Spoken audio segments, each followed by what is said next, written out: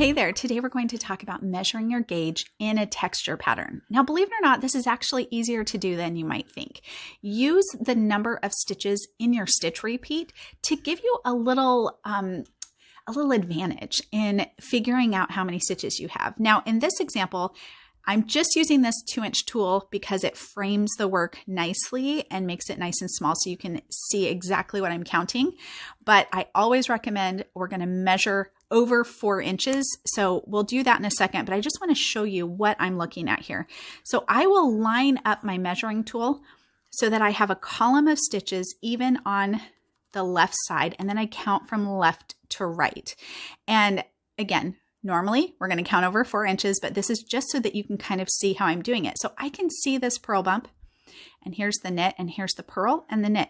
So when we're counting, if it's hard to see 1, 2, 3, 4, 5, 6, 7, 8, 9, 10, 11, if it's hard to see or you have a stitch pattern that is really tough to count the individual stitches, you can also count according to how many repeats you have of the stitch pattern.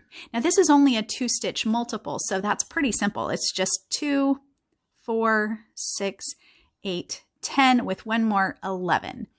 If we were using a stitch pattern that had a 6-stitch multiple, maybe it's kind of cable-y, things like that that are harder to measure. If you know how many stitches are in each repeat, that can kind of help you with your counting. Now, other things I recommend when you are measuring your gauge. So make sure that you are measuring away from the sides. You do not want to measure edge to edge.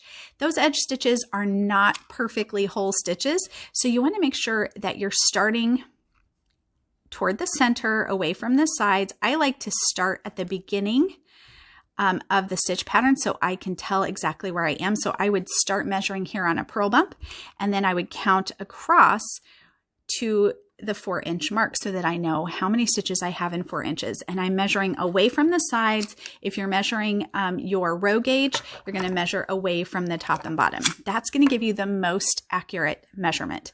Now, make sure that when you're measuring that you're in good light. If you need to, you can use a small straight needle or something like that to help you actually count. You can even weave in a little thread or dental floss so that you can mark off where you're measuring from. That can make it easier as well. But don't be afraid to cast on extra stitches when you're doing your swatch. I always recommend if you are looking for, let's say 22 stitches in 4 inches, cast on 30 stitches to give yourself enough room on the side so that you know you'll be able to measure away from the edges. That's going to give you the most accurate gauge measurement.